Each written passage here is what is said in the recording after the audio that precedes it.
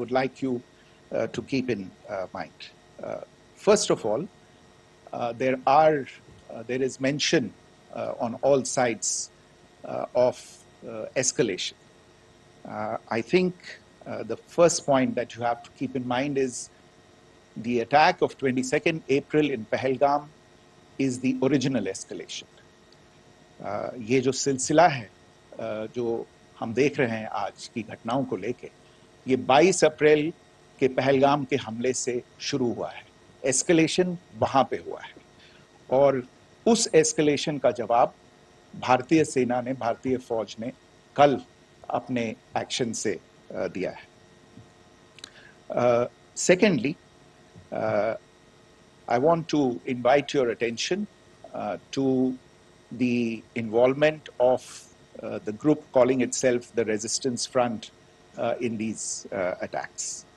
I pointed this out yesterday that this is a group that is a known front for the well-known Pakistan-based terrorist organization, Lashkar-e-Taiba. The group has been reported earlier. I mentioned to you about the Indian authorities providing information to the UN 1267 Sanctions Monitoring Committee. In fact, we are going to be meeting with the team again very soon, and we will be providing an update to the information that we have provided earlier. But what is interesting, दिलचस्प बात यह है कि संयुक्त राष्ट्र की सुरक्षा समिति में जब पहलगाम के हमले को लेके एक प्रेस वक्तव्य जारी करने की बात चल रही थी, तो आप सोचिए किस देश ने टीआरएफ का, द रेजिस्टेंस फ्रंट का उसमें मेंशन किया जाना, उसको अपोज किया, पाकिस्तान ने. This was after the fact that the TRF claimed responsibility for this attack not once but twice, within a few hours after the incident on the 22nd of April, and then again on the morning of 23rd April. And it is perhaps only after the full gravity of the incident was realized by its masters and handlers across the border that it was managed to back off from this claim. Obviously, that retraction doesn't convince anybody. तीसरी चीज जो मैं आपसे कहना चाह रहा था, और कर्नल कुरैशी और विंग कमांडर सिंह ने कल भी बड़े स्पष्ट शब्दों में और आज भी आपसे ये बात साझा की है. जो भारतीय रिस्पॉन्स है वो नॉन एस्केलेटरी है, प्रिसाइज है, सटीक है, मेजर्ड है और कंसिडर्ड है.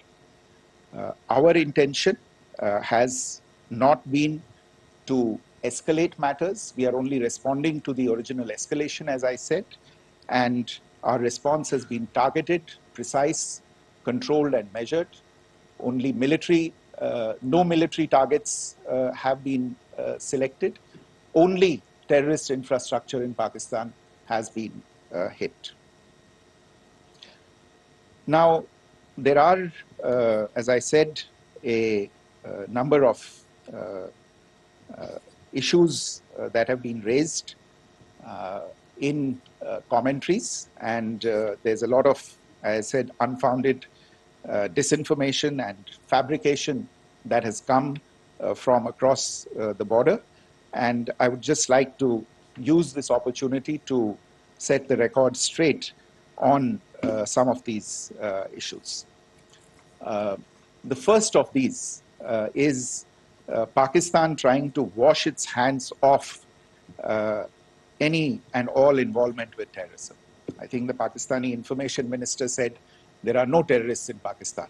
And I think he was challenged on that in the television program that he was appearing on.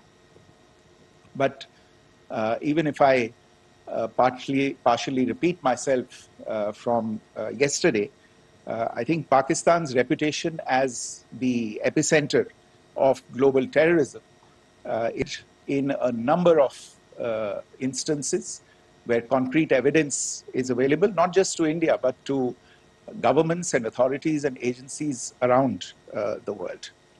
There are several terrorist attacks around the world where Pakistani fingerprints have been found.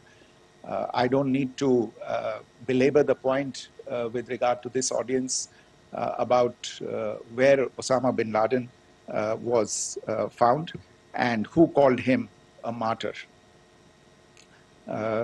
Pakistan has also for decades pursued cross-border terrorism into India with impunity. And as I said yesterday also, in order to deliberately mislead the international community, they claimed that the terrorist Sajid Mir was dead. They came under pressure, and Sajid Mir was then brought back to life, arrested, and is now apparently in Pakistani custody.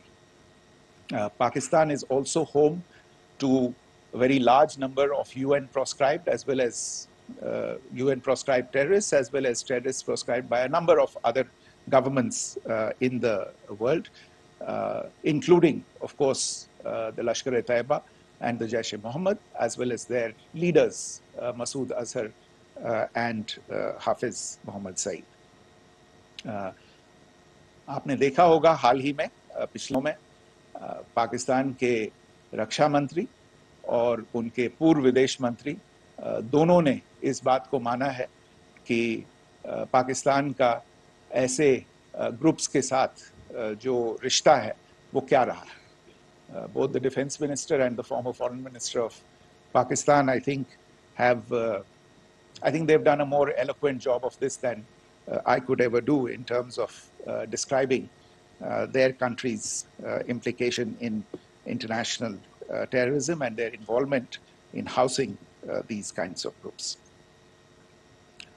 दूसरा जो विषय है वो है पाकिस्तान का जो एक दावा है कि एक इंटरनेशनल impartial investigation होना चाहिए, एक joint investigative committee होनी चाहिए. These calls for jointly investigating this heinous and barbaric attack in Pahalgam.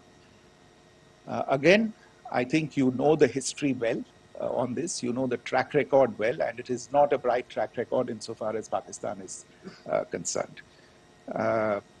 In fact, in the pursuit of justice for the victims of multiple terrorist attacks, whether it be Mumbai in 2008, in Pathankot in 2016, or many others. But in particular for these two attacks, India had offered to cooperate. India provided forensic evidence and urged Pakistan to bring the perpetrators of these attacks to justice. We, in particular with regard to the Mumbai attacks of 2008, where a Pakistani Lashkar-e-Taiba terrorist was captured alive, India provided extensive information and evidence related to the involvement of Pakistani terrorists in this attack. Cases were registered, but you are all aware that these cases have not progressed, despite the formation of judicial teams, etc. And Pakistan has consistently stonewalled all efforts to move the investigation along.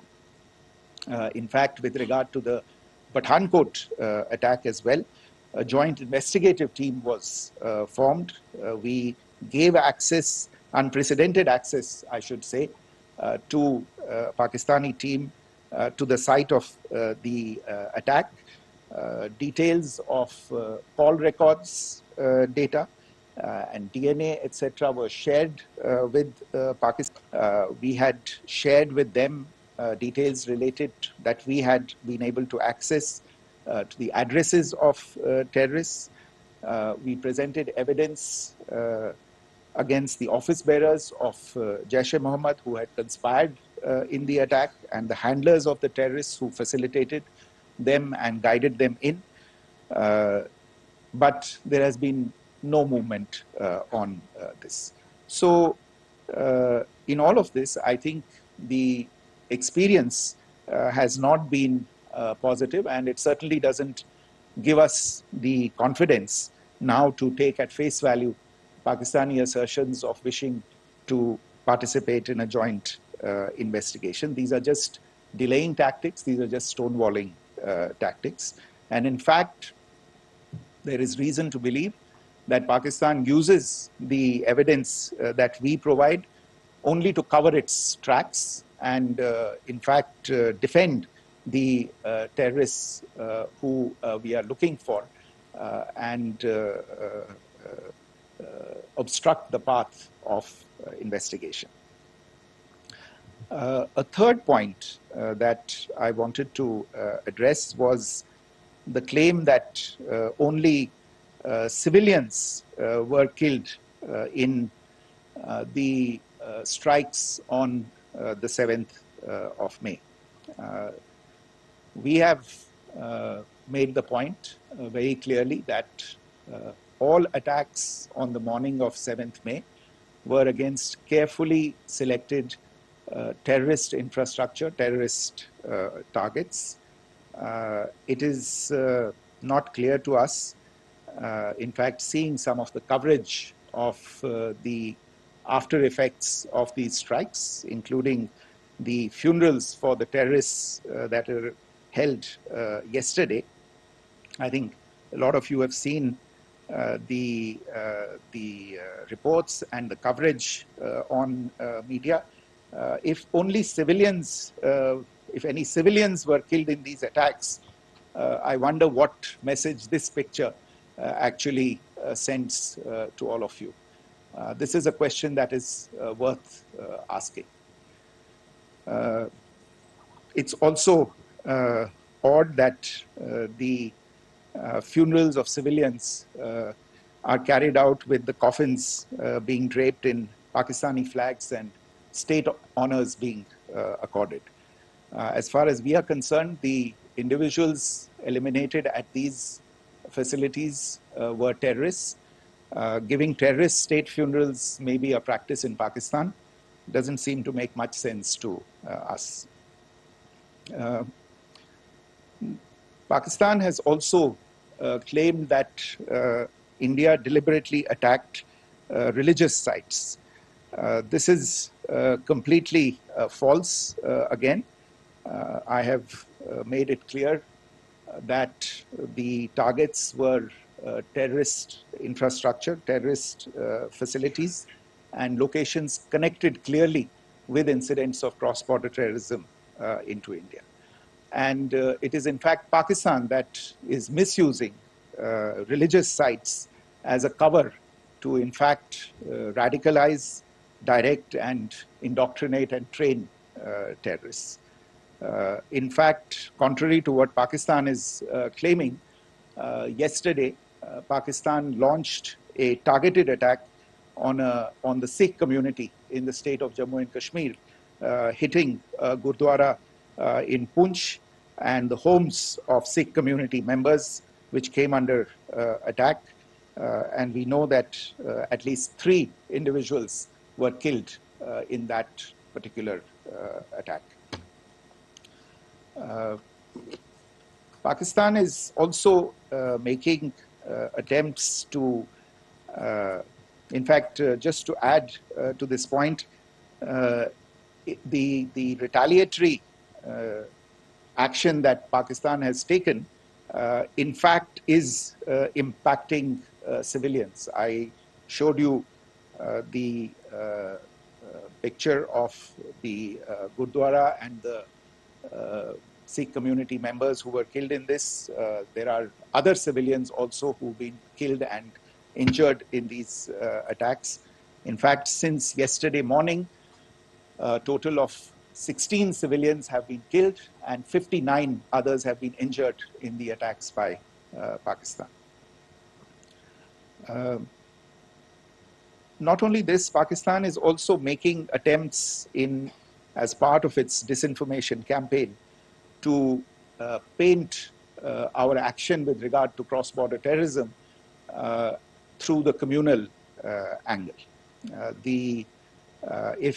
If that is the issue, then I think I can do no better than to cite or point you in the direction of the Pakistan Army Chief's speech of 16 April 2025, I think that is the last word in communal rhetoric. And in the Pahalgam attack itself, you are aware of the kind of religious profiling that was done there.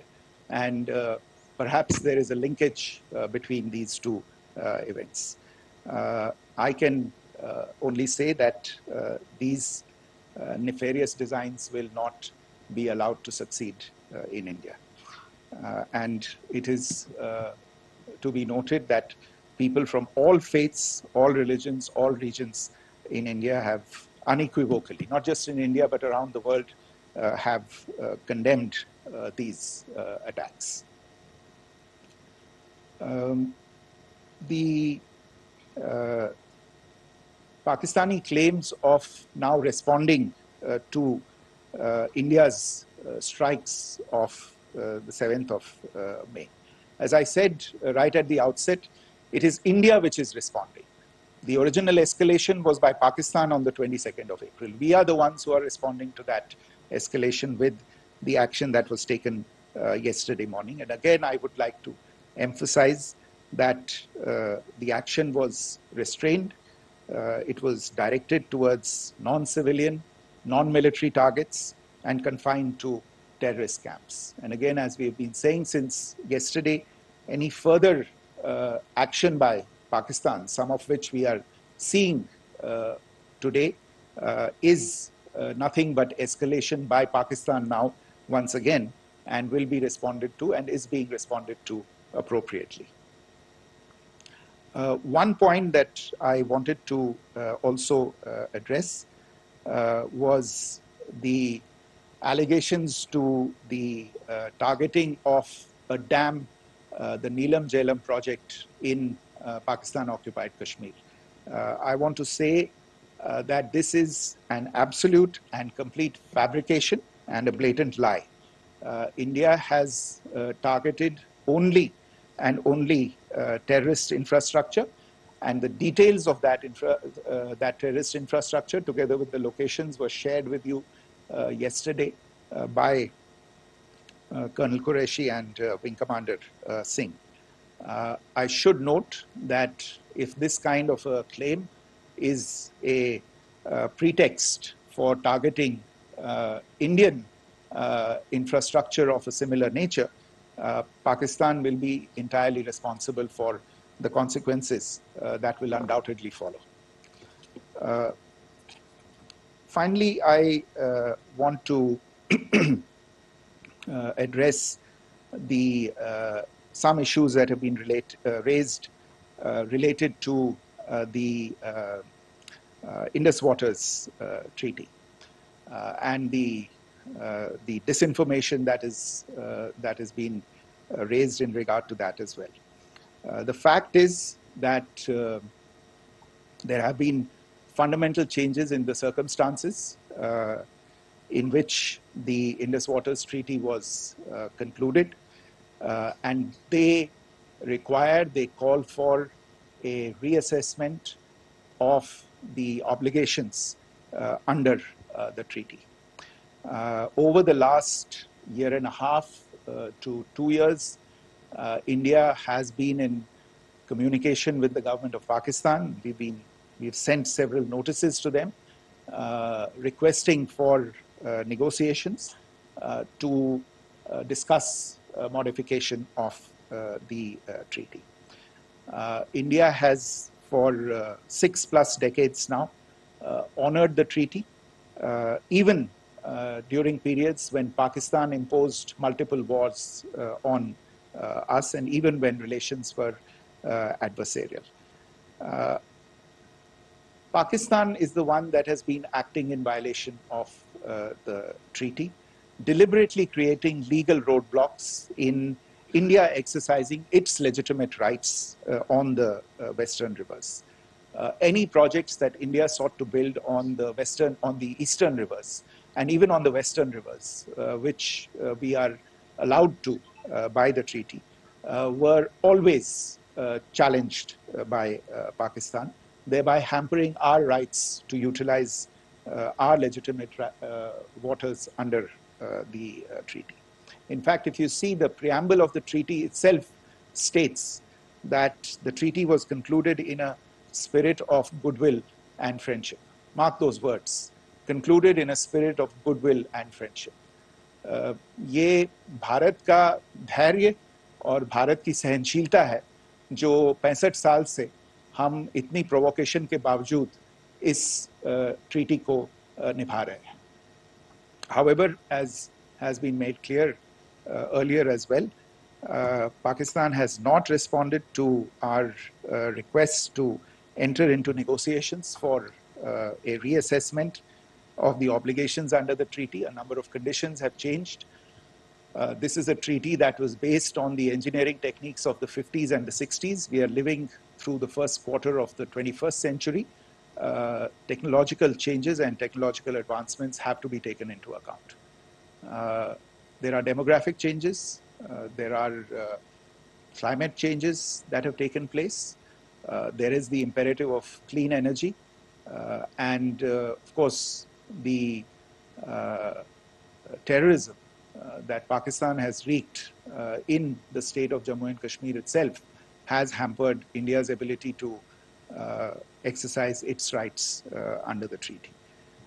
Pakistan's persistent refusal to respond to our requests to enter into government-to-government negotiations on the modification of the treaty is, in a sense, itself a violation of the treaty. And therefore, India has taken the step of putting the treaty in abeyance until Pakistan abjures irrevocably its support for cross-border terrorism. Maybe I'll stop there. I mentioned earlier yesterday as well that this is an evolving situation. I would therefore ask all of you to be considerate and restrained. It will not be possible for us or my colleagues from the armed forces to share operational details at this point in time. Beyond that, if you have any questions, may I have time for only a few, and I'll try to answer those questions. Okay, I give the floor to Rishabh. On Secretary, good evening. This is Rishabh from Times Now. I just wanted to understand, as per the press release that has been released earlier today, it says that we have successfully hit at the air defense of Lahore. Does it give our forces a better chances if in case of further escalation? And are there other air defense places as well at strategic location that were targeted? Rishabh, you are violating the first rule that I set out at the end of my remarks. The press release that has been issued by the Ministry of Defense today speaks for itself. It is related to operational matters. It's been released by the Ministry of Defense. As more information becomes available, it will be released at the appropriate time. Once again, please don't go into operational details at this point in time because this is a constantly evolving situation. Yeah, go ahead. Foreign Secretary Smita Sharma, just wanted to ask, the Pakistani Minister Ishaq Dar in an interview has claimed that the national security advisors of India and Pakistan have spoken to each other, if you could confirm or deny, and is complete severance of diplomatic ties with Pakistan also on the table? I have no information with regard to contacts between the two national security advisors. Insofar as diplomatic relations are concerned, you've seen the steps that were announced in response to the following the meeting of the Cabinet Committee on Security on the 23rd of April. There are no further steps that are under consideration at this moment in time. Here, go ahead. Foreign secretary, मेरा नाम मनीष है, मैं TV9 Bharatvarsh से हूं और आपने खुद ही बताया कि कितना मिस इन्फॉर्मेशन क्रॉस बॉर्डर से आ रहा है, बल्कि ऐसा लग रहा है जैसे पाकिस्तान के प्राइम मिनिस्टर और डिफेंस मिनिस्टर तक भी प्रोपेगेंडा करने में मिस इन्फॉर्मेशन में आ गए हैं। वो कई बार तो ये तक दावा करते हैं कि हम 3 राफेल हमने गिरा दिया, इतने हमने मिग गिरा दिए, और जब उनसे पूछा जाता है तो वो कहते हैं कि सोशल मीडिया में हमने ये सब चीज़ें देखी थी।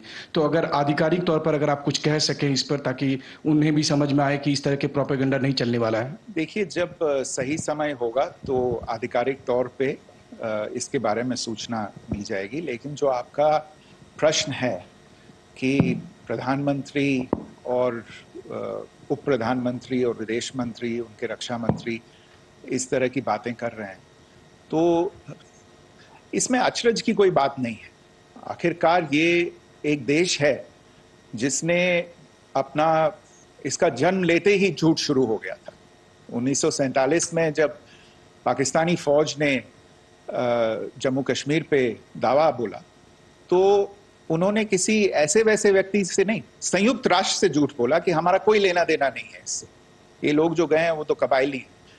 वो तो जब हमारी फौज वहां पे पहुंची और UN के लोग, संयुक्त राष्ट्र के लोग खुद वहां पे पहुंचे, उन्होंने देखा कि वहां तो पाकिस्तानी फौज घुसपैठ करके आ गई है, उसके बाद पाकिस्तान को मुंह की देखनी पड़ी और उनको मानना पड़ा कि हाँ, उनकी फौज वहां पे कुछ समय से पड़ी हुई है। तो ये जो यात्रा है एक तरह से 75 साल पहले शुरू हो चुकी है। तो I am not surprised that this kind of disinformation is being indulged in. Yeah. Siddhant. So Siddhant from Beyond. So we have seen a lot of negative comments coming from the Pakistani military of escalation. If tomorrow there is an escalation, there are strikes, we know one attempt has been thwarted, what will be the Indian response to those attempts of creating more escalation? Because it is looking like it's going towards more escalation. And my second question is, are any other world powers, essentially the P5 countries, the West Asian countries, reaching out to de-escalate the current situation? Look, on escalation, we've already made our stance clear. I mean, there are two basic points. First of all, it is Pakistan that escalated on the 22nd of April. We are only responding to that escalation. And then what we have said yesterday and what my colleagues have said today, that now if there is an attempt at further escalation by Pakistan, it will be responded to in an appropriate domain. And therefore, the choice is entirely that of Pakistan to make. As to your second question, I don't think I can do better than to point you in the direction of the statements that are being made from practically every chancellery in the world and the sentiment that they are carrying. That sentiment essentially, and for the major portion, is support for the government of India in the context of the condemnation of the terrorist attack in Pahalgam on the 22nd of April. There is wide recognition of the government of India's right to respond to these attacks in self-defense, and of course a desire to ensure that there is not further escalation. I think these statements speak for themselves. Yeah. There. Sir, this is Mausami from India Today. Now, in the all-party meeting, we have learned that the defense minister has said that, in the operations in Sindoor, almost 100 terrorists were killed. Would we have any details about what is the number like, and also about if there were any big faces, masterminds, terrorist masterminds who were in fact killed? There is also a report that Masood Azhar's family's 10 members have been killed, and Rauf Asghar, who was actually the mastermind of Pulwama, he's also been badly, severely injured. I don't have information at this point in time to share with you on these issues. But as I said, I think, there is so much information out there on television, in the news media, in social media, that it sometimes looks like a long time has passed since this. Please understand that slightly over 36 hours only have passed since this operation was undertaken. Let us have some patience. Information will come out and will be shared in due time. Shruti. Thank you, Foreign Secretary. Shruti Ranjan from Bloomberg. Sir, could you give us any understanding whether India has moved the IMF or the World Bank to kind of, sensitize them about the the bailout that Pakistan has, and the kind of stuff that the Pakistan government is doing? Look, we have an executive director at the IMF. Tomorrow there is a meeting of the board of the IMF, and I'm sure that our executive director will put forward India's position. The decisions of the board are a different matter. You know the process through which they are made. But I think the case with regard to Pakistan should be self-evident to those people who generously open their pockets to bail out this country. And since you are from Bloomberg, I think you would have the data on how many IMF bailout programs have been, very good, thank you, have been sanctioned in the space of the last 3 decades. And I think you would also have an idea of how many of those programs have actually reached successful conclusion. Probably not many. So I think this is a decision that board members have to take by looking deep within themselves and looking at the facts. So we can, one last question, sir. Yeah. One last question. Foreign Secretary, I'm Siddhant from CNN News 18. I would like to know, since it's an opportunity to speak to you, I would like to know the response coming from United States since last 3 weeks. Saudi Arabia, Qatar. In fact, Prime Minister Modi spoke to Qatar before the strikes that evening. Perhaps how do you read the support coming from these countries? Perhaps traditionally they were seen on the other side. This time around, their statements are strong worded. In fact, India-Saudi joint statement also had a very strong condemnation, strong worded condemnation. United States at all level have condemned the attack and have extended support. In fact, Saudi Deputy Foreign Minister is in India. He just met EMS Jaishankar. Also, if you could shed some light on his visit, his meeting with EMS Jaishankar. In fact, we have also been told that he met Prime Minister Modi. Thank you. Look, all the countries that you named and many others, we have been in touch with them.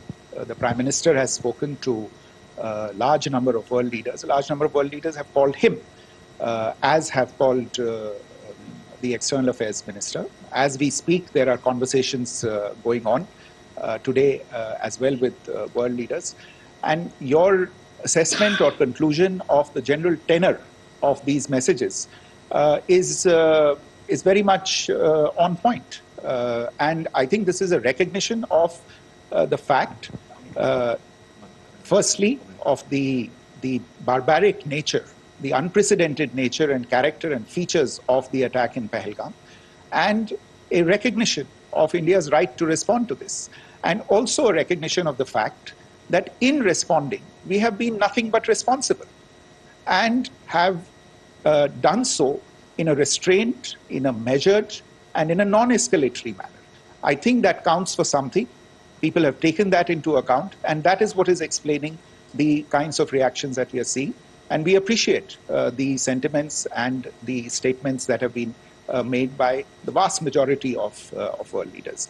Yes, the Saudi Minister of State for Foreign Affairs is in Delhi. He had a meeting with the External Affairs Minister earlier today. I don't have further details at this moment, but if there are details, the ministry will share them at some point with you. Thank you. I think that's all we have time for today. We'll join you again soon. Thank you all. Thank you.